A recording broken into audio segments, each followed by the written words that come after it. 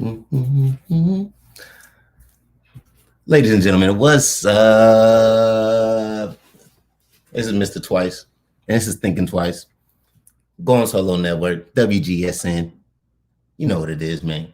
Hey, this is a dating network, and we're going to talk about a little bit of dating. But before we do, absolutely, we going to. I got the dean in the background. You know, it's the man that be making it all happen, and it's CC on the ones and twos be doing what it do for show. I'm gonna go ahead and share this live, get everybody involved, and we're gonna get going. So I'm already watching it right now. Bingo. Giving you some thumbs up right now. Appreciate it, player partner. I like those glasses. Man, my prescription? No, I'm testing out some glasses because I am eventually gonna grab some prescriptions. So I ended up getting a couple frames, seeing which frames kind of fit my face. We gotta do some photos. I have those same glasses. We gotta do some pictures with that. Oh, absolutely. Matter of fact, I got these glasses from one of my friends. She owns a sunglass line. Okay. And I did a photo shoot for her, and then I ended up picking up a few pair. And she was like, "Oh yeah, we can make something happen." So yeah, it was real cool. She was exceptional, professional from the jump. Is phenomenal. So give me just a couple more moments. I'm doing the same thing. I'm liking it. I'm loving it. Couple more moments, and we're gonna pride, some love. We're gonna go ahead and get it popping. And of course, CC, I'm gonna go ahead and run it back for you just so we can, start fresh, start top right off the top.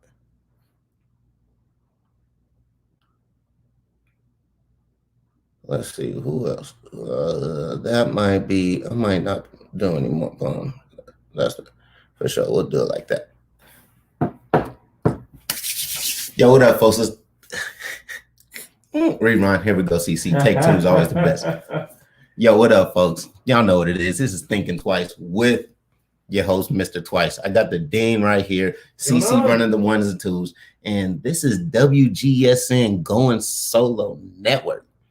And today we have a beautiful show for us, for everybody. I'm learning each and every day, by the way, so you guys are making me better for sure. You blowing up in the middle of the show? Oh yeah. Oh man. See, my guest is here. So did you guys know that we start the show at 8 and she should have been here at 7:20? Yeah. She should have been here at 7:30 as well? Yeah. Did she know those things? Yeah, could you I guess I'll have to go do that. Could you please? So the show that we are doing today. I'm gonna have to back her up behind you. Yeah, we're gonna do that.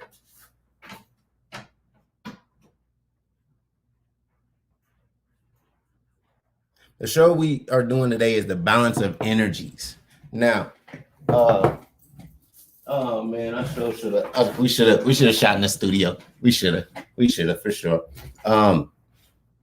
But the show is balance of energies. Now, when you're thinking of balance and energies, you truly have to think about your actions and your reactions. Now, with your actions and reactions, they are very critical, and they are triggered from your emotions, of course.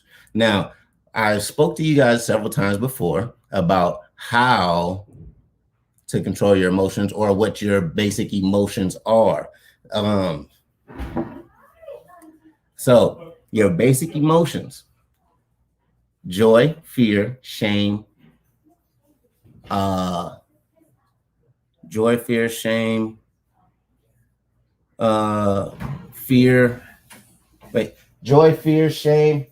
Oh, the goddess. No. So we do have a studio over here. You did tell me you was on the way, so we ended up starting here. Oh my gosh. Yes. So, ladies and gentlemen, this is the synonymous Angel Sinatra.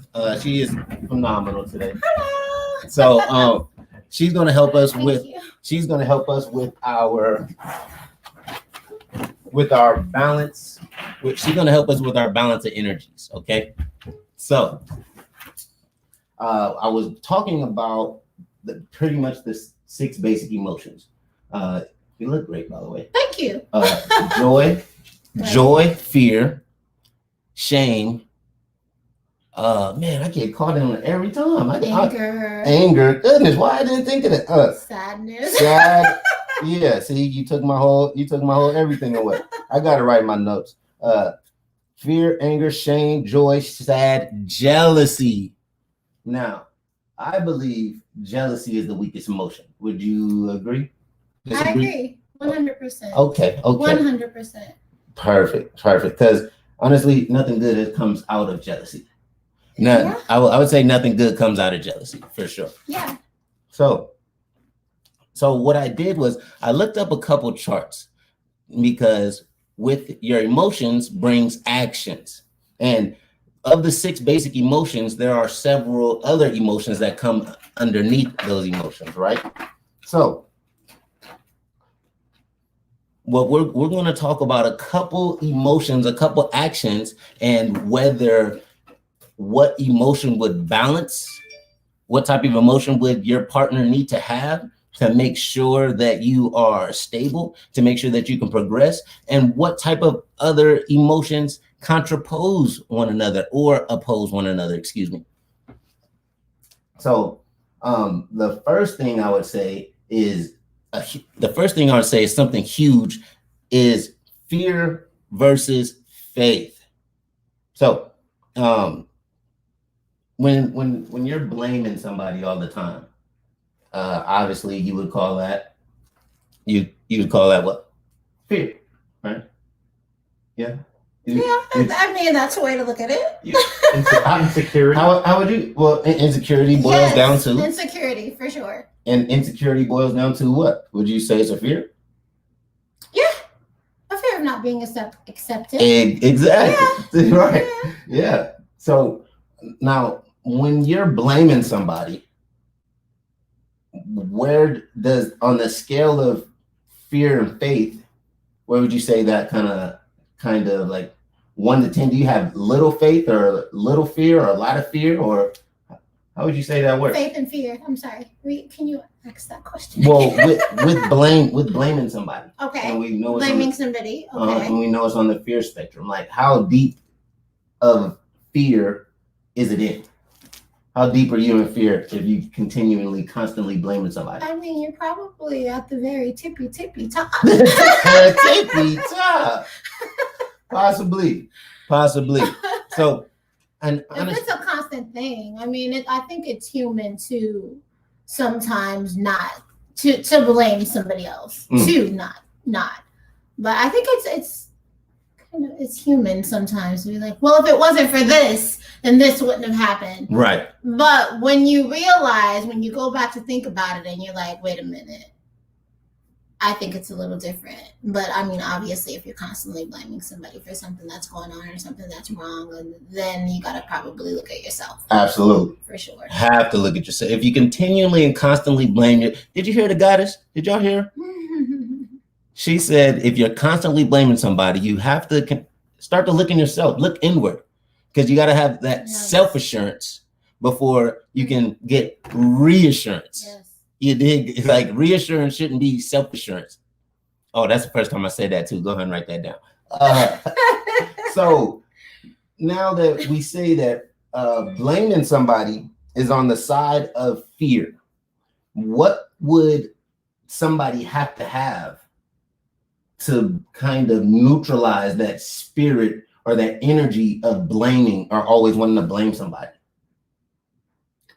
Balance. What would confidence? So I would have to put confidence in you if you were constantly blaming somebody. Is that what you're saying? You would have to put confidence in me? So let's say I don't think that's possible. No, that's not possible. Did you hear it? That's not possible. I don't think that it's possible. It's possible to make somebody else I don't think that it is. It's not possible to make somebody else confident? I don't think that it is. I think that I give people compliments all day, but if they feel that they're this way and it is embedded in them, if they feel like, oh, I'm stupid, this is what I am, and I'm telling them, no, you're smart. Remember when you said this, or remember when you taught me this? If they feel that they are stupid And it's embedded in them. And this is literally how they feel. How can you change that? Okay. How? Well, you can't. They can. They can. They. Them. But you cannot. So somebody can't get confidence from somebody else is what you're saying. They I don't think so. Should not. Should not. I don't think so. Well, I think if they do get it from somebody else, it's very temporary. It's very temporary if they get it from somebody else. Yes, it'll make you feel happy if somebody compliments you. Yes, that's amazing. I feel great. Thank you so much for that compliment. But when you go home, you still feel the same way about yourself. You know, I was about to hit you with a serious rebuttal. I was about to hit you with the one. But because my confidence derived from me being better than other people. Because nobody told me I was better. But I noticed that, you know, especially like athletes, like being in athletics. Okay. Like I was, you know, I win this game, win that game, win this. And so I'm like, maybe I am good. But that confidence was short-lived when I started getting around people that were actually just as good as me.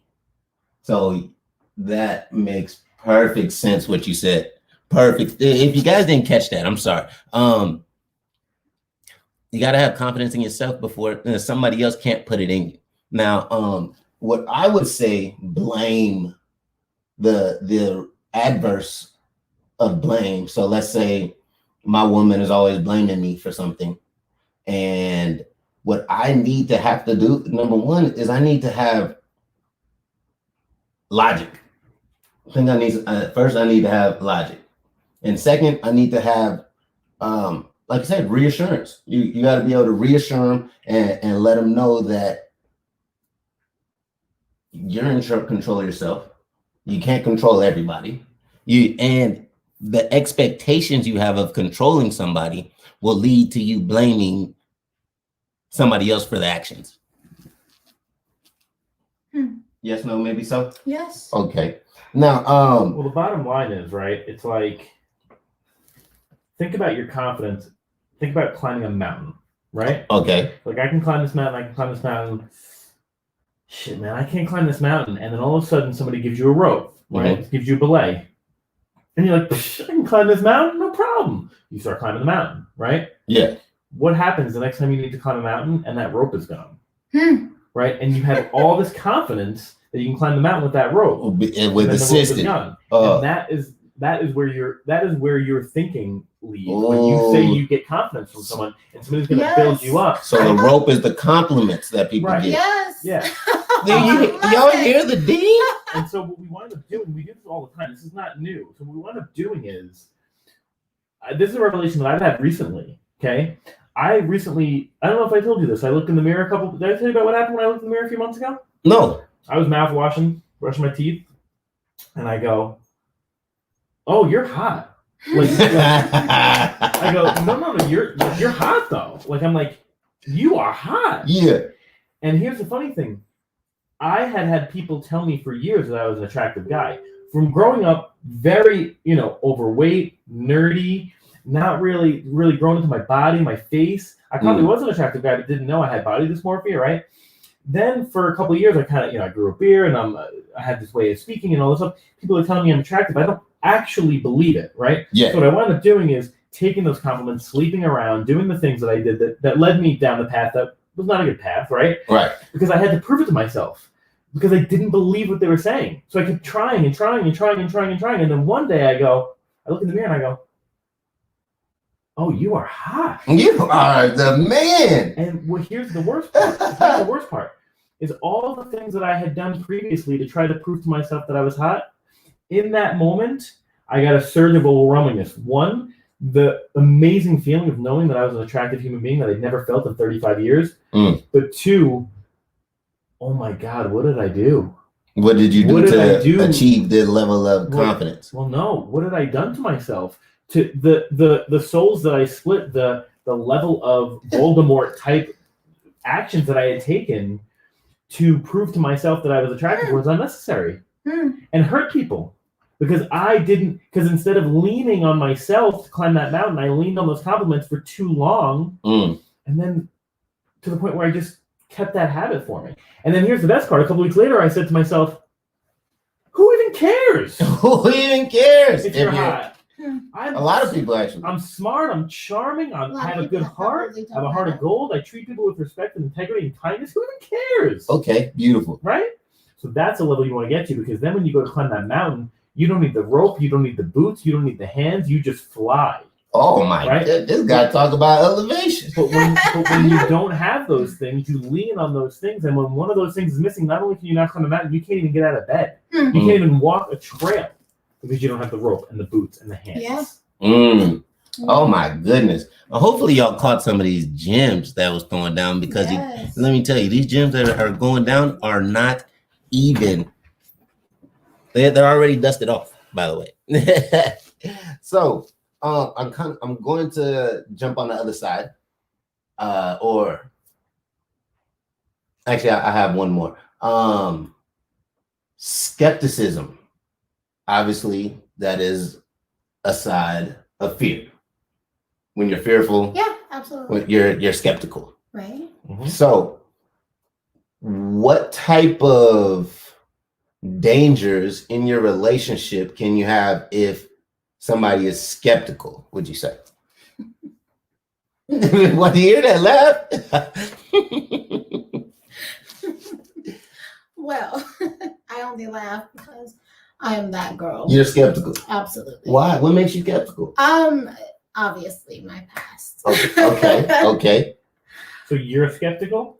I am. Yeah. And you take your skepticism off on brand new situations. I do. There's a difference. I gotta be honest. Okay, please do. We are. What were you gonna say? I'm sorry. There's a difference between being skeptical, being guarded, and being unapproachable. Yes. Right? So you can be skeptical. That's okay. What's the difference? Well, being skeptical is simply not taking everything at face value. Okay. Being guarded is probably a little bit more so than that. Exactly. Just kind of putting up that wall where it's a little bit harder to reach you, and that can be dangerous. Yes. Okay. Then being completely emotionally unapproachable, which it sounds like you're on the border of, just given your tone. Right? On the border. Right? I'm offended. You see? Yeah. I don't know. Just giving your tone, right? That is where we reach a level of you'll stay safe, but you'll stay safe. Right? I'm open. Yeah. I'm open to relationships, all.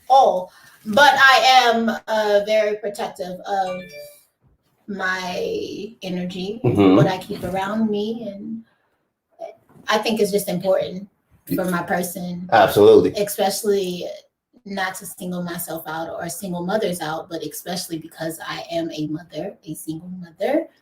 I have to protect. I have to be skeptical. I can't believe. Have to be skeptical? I have to. Sure. I have to. I cannot trust everything somebody says. It's very okay. I have a can't. Child to protect. I'm a mama bear. I'm a mama bear. I can't. When I was single, now it was different. When it was just me and I didn't have a kid to think about, it was completely different. But now I have a kid that literally counts on me to protect her. So in order to protect her, I have to protect myself. I have to make sure that I am safe or she's not safe. So of course I'm skeptical about certain things and, being involved in certain friendships, relationships, or what have you. Okay. It's just, I think, there's no shame in being skeptical. Does that make for a healthy situation? I don't think about it being unhealthy. I think about it being safe, honestly. Okay. I'm not. Okay. I try not to be unhealthy about it. I try to, give everybody a chance to prove, who they are. Okay. And I do. But so, in a sense, it could be unhealthy. But for me, the way that I do it, I don't think that it's unhealthy, but I am me. Okay. Maybe you have a different take on it. Maybe you think that it's an unhealthy amount. I don't know. Well, skepticism, cynicism, and paranoia.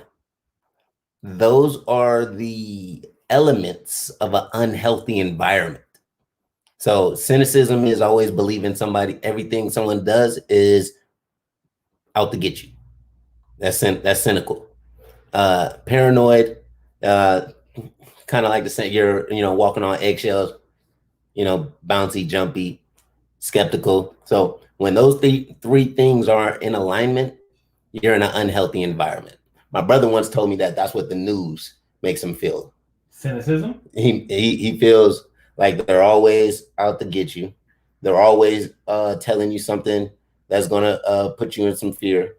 Yeah, well, nobody reports like a black dude just walking down the street living his life, right? Never. They're going to report the terrible shit that's been happening. Right. So they're not going to report an airplane that flies from New York to LA and there's no crash, right? That's not news. That's right. Yeah, that's not news. That's not news, right? What's unfortunate is probably a black dude walking down the street is news lately. Is news because of what's been happening in our country. And I shouldn't even have said that. That was even. But it is. It is. You're talking. It's the unfortunate truth. But nobody's going to report. Like it's the same way. Look, we talked about a couple weeks ago. We talked about kind of losing your sense of self when you go and talk to somebody else about your relationship. Yes. Let's pretend you guys are in a relationship starting tomorrow, right? And you and I become friends, right? Yeah, we really hit it off. I like your red dress, whatever. And so you're not going to message me on the days that you and Twice are having a great day. And if you do, it's not going to be a long message. I'll be like, oh, hey, what's going on, guys? How are you? You'll be like, oh, Twice are having a great day.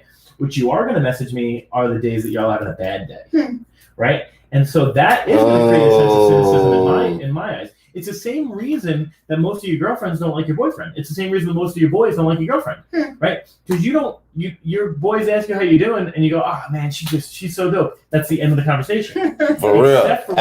No lies. Right? No lies. When you're having a rough day, you get in, you drop your bag. My roommate Ken, right? When I get back from a date and it's a great date, he's like, how's the date? I go, great. It was awesome, And then he goes, oh, how's the date? I don't know, man. We didn't die, Now, I'm only going to tell them the bad stuff. Right. At that level of detail. Right? Unless somebody's over the moon and I go, oh my God, what an amazing time I had. Right? So it takes a lot more of a service entree than a service failure to produce that.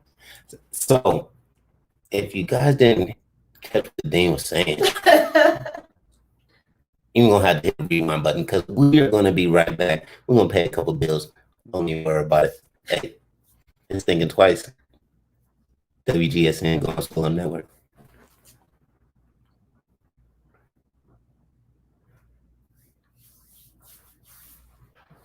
So our producer puts in commercials and ads into the silence.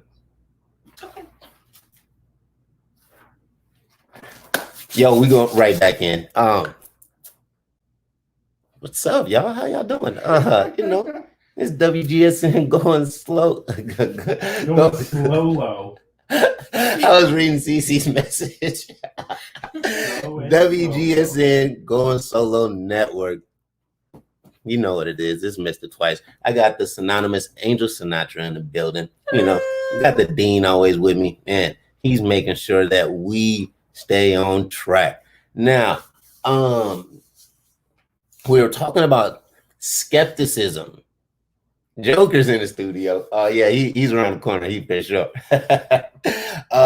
So we are talking about skepticism. Now, we mentioned how when you're skeptical, how it could affect your relationship. Now, let's say if you were trying to heal or help or balance that the skepticism energy that your partner's having, what kind of things would you be doing to do so? It depends on what they're fighting. Okay. Let's say I'm skeptical of that I have the skills to get this job. Well, first and foremost, I'm not gonna speak. I'm just gonna be honest. First and foremost, if you don't got it, you don't got it.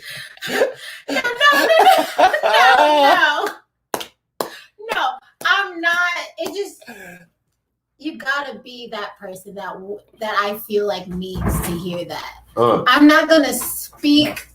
Oh, let him come in. Oh, that guy will lick you too. Sorry, guys. Joker's in the studio. She just called it. She just called it. Is that the dog's name? Yeah, Joker. Yeah. No. Yeah, that's the Why guy. did you let him stay? Because he's gonna lick you to death. I don't even know him, but what was I saying? I don't even know. Joker interrupted me. I know he has the best ability of doing so. You said what are some of the actions I would take to? Yes, so first off, I asked you if I didn't believe I could get a job, and you told me first off, if you don't got it, you don't got it. So, okay, shit. Well, it just depends. Obviously, I'm not gonna lie. I'm not gonna feed somebody something that I don't feel myself. Right. So if I don't feel that, this job that you're going after is something of your skill set or something that you're capable of, making happen. Yeah. So what if it is, and I still didn't think I could? If it is, then I'm gonna speak positivity into you. I'm gonna speak light into you. This is what I do on the daily to everybody around me, or at least that's what I try to do. I don't really know how people take what I say. I think sometimes I can be a little harsh. It could be a little harsh. I'm more of like a mind over matter person, mind over emotion. So when you give your encouragement, you kind of give it the meat and breadcrumbs. I'm not the girl that's gonna sugarcoat it. I don't like to, but this is the truth. I'm not the girl that it's hard for me to kind of rub your back and baby you. I'm not gonna do that. Okay. But I am going to strengthen you and let you know that, hey, you're this person and you need to man the F up. I don't know if I can curse or not. Yeah, so. We would have put the rated R on there. So that's just me. So, I'm gonna inspire you. Or at least I try. I was speaking on that word the other day, today as well. Inspire. Now, what you've inspired me to do is talk about this post that I came across, and I wanted to kind of get your opinion on it. Now, you may have seen it. It said, do women look at guys and say or think, I want to fix him, pretty much? Now, how often, now, most of the time, women said, I'm not Bob the Builder. Who do I look like? I'm not your mammy. Maybe unsuitable. 18 and up. See, there we go. CC got us right. So most of the responses were, among that nature. And my first question is, why would you say most women would see a man or want a man already ready out the box to go, opposed to helping them get to where she wants him to be? So I can't speak for all women. I can't speak for most women. I can only speak for myself. Okay. And I like that. From my experience, I have, been with a guy that I had to fix, and I didn't even look at it as if I was fixing him or that I was taking care of him. But when you say fix, what kind of qualities were you improving? I can't even say fix because I don't think that I fixed him. I don't think I fixed. I don't think it works. I think he's still broke. I don't think it works. But I was, with me being a mom, I felt like now me being a mom, this was before I was a mom. Okay. I was definitely being a mom then, and I didn't realize it. I was speaking light into him all the time. I was taking care of him. I was paying bills. I was the breadwinner. And he wasn't doing the household. Yeah. And I kind of let him do his thing because I believed in his dreams and what have you, blah, blah, blah. And because I went through that, I'm a little more skeptical. A little more skeptical. What I take on and who I date, and also just me being a mom. I'm just like I said before, I'm more skeptical. Now with me being a mom, but I kind of expect you, to kind of have it together. Now, do I expect you to be a millionaire? And, okay. No. So, would that be great? Yes. Would that be great? Yes. Damn right. Please. But I mean, I don't expect that. What does have it together mean? Like, so you basically, what you in particular, Go ahead. I'm sorry, what is have it together? If I have to come in and I have to stress myself to make you better, then you don't have it together. If myself, I don't mentally, I don't have it all together. Even financially, I don't have it all together. But I can guarantee you that in any relationship, nobody is going to feel that they have to babysit me or nurse me to health or whatever the case is, because I'm strong enough to kind of stand on my own and figure it out. So, and that's what I expect out of somebody that I'm dating. There's two. Talk to me, Dean. It's a dichotomous kind of balance that you're looking for. It's like a sliding scale, right? So nobody's here saying, in my opinion, that you need to put up with X, Y, and Z, right? And that, I think it's okay to come into a relationship and say, this is what I want and this is what I will stand for. Right. Yes. So a great example. When I'm looking for a relationship, my next relationship, I'm hoping that is my last relationship. I'm looking for somebody who is open to the fact that I work a lot. I'm looking for somebody who has their own career that probably took some level of education. I don't care if it's beauty school or trade school or some sort of skill or trade that they picked up that they can take pride in. I'm looking for somebody who either rents or owns their own home so that I bring that to the table, they bring that to the table, we'll start a family, right? Yes. Those are the types of things that I'm looking for.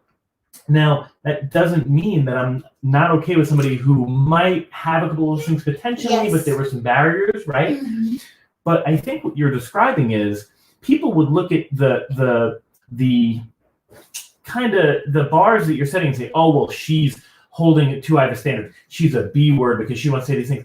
No, you have seen these things in previous relationships, and those are red flags. We don't listen to those red flags. We repeat that pattern over and over and over. I can tell you. Why don't we listen to red flags? Because we are programmed to fail. Because we would much rather fail at whatever it is that we're doing so that we can be right. It's a safe place. Exactly. Wait. We'd rather fail so we could be right? Because how many times do you tell yourself, you know what? The right woman just isn't out there for me. Women have changed. I've changed. I say that every week. I'm never gonna find that, right? I say that every week. Wouldn't it be easier? Now, I don't say those things. What I typically say is, I'm not right for people. I'm not right for people. This is not right. Wouldn't it be so much easier to not conflict with yourself? Therefore, you set yourself up for failure. So you rather beat yourself up? No, right. Not necessarily. Or beat that person up, or beat the male race up, or beat the female. Exactly. Right? Exactly. So instead, you set up those barriers, and you know exactly what would make you happy. But you actually keep that in the back of your brain instead of putting it to the front of your brain. So you repeat the same pattern. I can tell you the three. Oh my goodness! Y'all hear this? Oh my god! I can tell you the three least productive. Put it in the front of your brain. The three most volatile, toxic, painful, destructive relationships I have ever had were with the same person. Over and over. 3 relationships, right? With the same person. They were full of lust. They were full of energy. I wanted that same person so bad. They had everything that I thought I was looking for. And I can tell you from the minute it began to the minute it ended, I was destroying myself. Now, the 3 most incredible, amazing, productive, beautiful, sensual, and just partnerships that I've ever had. Yeah. Except for one, which was my wife, and from the very beginning, I loved her to death. And then at the end, we unfortunately weren't right for each other. There were 2 others that mimicked that relationship, and by that point, I had told myself that it was the wrong person for me for whatever reason. And literally, they were the safe play. They were the people that I thought, well, they don't excite me as much as this other model-y type person or whoever it was. Those were the people who low-key had me like you've never had somebody before. They made me laugh. They made me smile. They rubbed my soul. Yeah. Like to the point where like you didn't even need physical interaction. They literally massaged my entity, right? And I would come home every day and I would take that for granted and search for the exact toxic crap that destroyed me. And so when you are saying these are the things that I want and these are the things that I will not be okay with accepting, and people are calling you a B word or whatever they're going to call you and say, oh, women are so hard to please. No. You have seen, felt, and lived everything that is wrong with your specific type of relationship, and you don't want to repeat that. However, because that conflict is so difficult for you to overcome, you just go, boy's hot, and you repeat the same pattern you wanted to repeat. And then at the end of it, you go, see, I knew it. Nobody can handle me. So I got a question for you. Yes, sir. Hopefully I remember it. But I want to jump back to Angel. I think I am going to remember it, by the way, because you hit something phenomenal. Now, write it down. I'm gonna try to. Now, Angel, with our relationships. Now, you kind of said you wanted them to have it together, this, that, and the third. Now, the word that comes to my mind is nurture. So I had to look it up, and I said, when's the last time a woman nurtured a man? Now, when people think of nurture, you think of, breastfeeding, burping, things you would do for an infant, right? You wouldn't think you can nurture a man. Would you say? Yes. You can nurture a man? Absolutely. She absolutely can. She's about to school you on it. Oh, damn. Okay. Let me wipe my glasses off. So how would you nurture a masculine man? A masculine man. A masculine She's man. gonna tell you the same way you would nurture a sensitive or effeminate man. Sorry, go ahead. Probably. But I'm trying to throw a curveball. Can you let me throw a curveball? I'm sorry. Dang. Dang, man. I'm a bad umpire. He's like, oh, watch this one. It's coming. Number two. Number two is coming. How do you nurture a masculine man? Sure. Well, I'm only attracted to masculine men. Okay. And for me, a masculine man is confident. Mm-hmm. For me, being feminine is nurturing a masculine man. And as I do with anybody around me, again, I'm speaking light into you. Just because you're masculine does not mean that you don't need somebody to speak light into you. And she knows her stuff. I'm telling you. We all want to hear those compliments, no matter how absolutely, confident we are in our position. We still want those compliments, and we still want that reassurance. I'm a very confident woman, but if I'm dating a man that does not compliment me, it's going to make me feel away no matter how confident I am. I can know that I am this, and I am incredible, and I'm educated, I am this, but if my man does not tell me that, then it's going to yeah, make you be like, do you see what I see? And a queen is going to nurture a king and a prince very differently. There's nothing wrong with being a prince, right? If you're a prince, you might be a little more sensitive. You might be a little bit less of a warrior, right? You might be a little bit more of a scholar, right? Okay. Maybe you're a little bit less masculine, right? The queen is going to nurture that prince with a little bit more sensitivity. Mm-hmm. But the queen's going to nurture a king a little differently, right? Just like I said last week, imagine if you're a king and you are coming back in that movie 300, right? Yeah. You seen the movie 300? Loved it.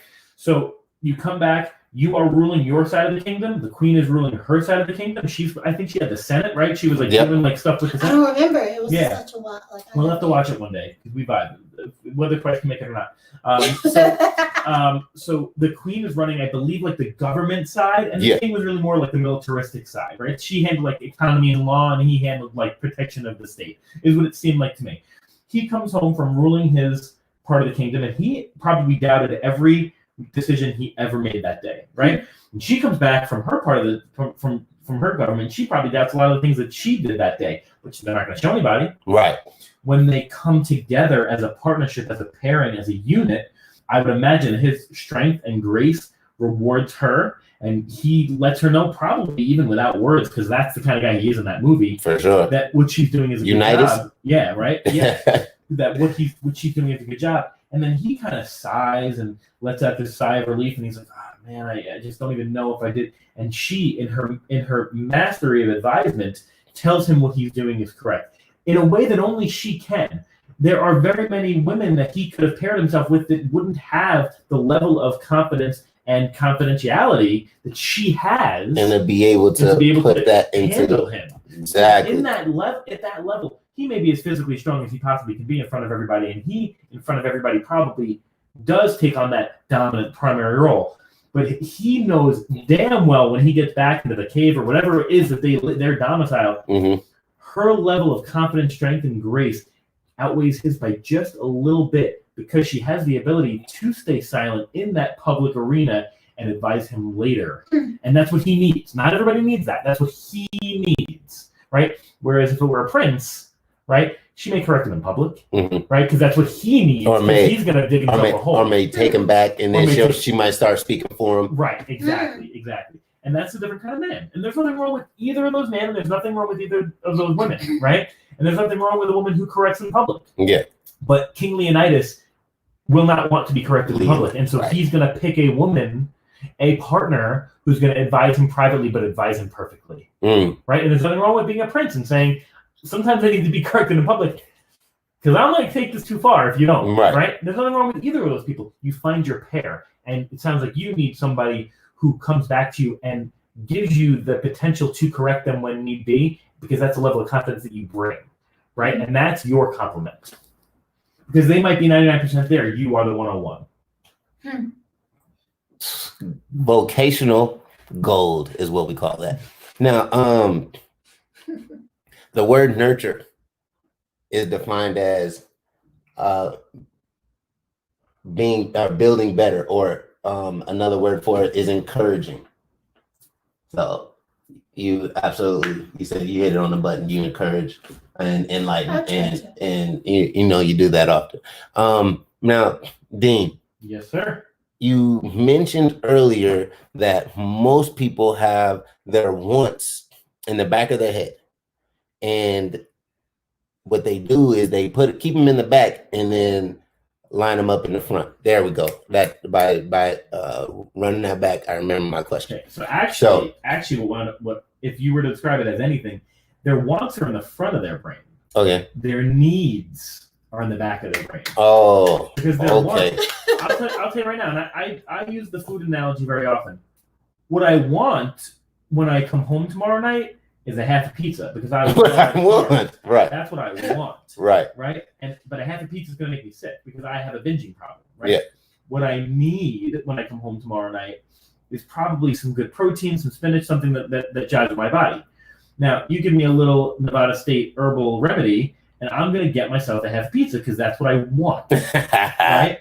When what I really should be doing is cooking myself some ribs and some spinach and some greens and just enjoying that. Right? Yeah. And I know I'm going to tell myself everything that's going to make me sick. It's wrong for me. It's not what I want. It's not what I need. But you can't tell me that because I'm impaired at that moment. We live our lives impaired because we are so desperate to find the pairing that's going to make us feel good that we don't even think about the pairing that's going to make us feel great. Anyway, so, what was your question? Well, I think you kind of that temporary. We want that right now. Right now. That hot and ready. That hot and ready. That kind. You guys absolutely pretty much answered my question, because what you said is that we end up not looking for the person that is good for our spirit, but more looking at the person that's hot. Or the person that's fiery, the person that just looks good on the outside. Right. Like he said, pizza. It looks good. It tastes good, but is it really good for you? No, it is not. And that's what we look for. What looks good. And also the easy win. That guy that you have gone after over and over and over, how easily do you know you can get them? You know, if you put on a certain right, that version of you, that version of Sinatra that's you, right? And maybe it's not even genuinely you, right? But you've played that character so many times. I know I can get it done, right? Just do it. And then it becomes easy. But then when you've got it for a couple of weeks, you go, oh, this was all messed up. This is not the guy that I wanted, right? But it was easier. It was easier to meet your genuine self and saying a couple things. To the wrong guy, you know what? I just don't think this is going to work, right? Because you've already invested that time and they're hot, right? Yeah. And to the right guy saying, this is the person that I want. I want you, but I have never gotten you before. or it's been a long time.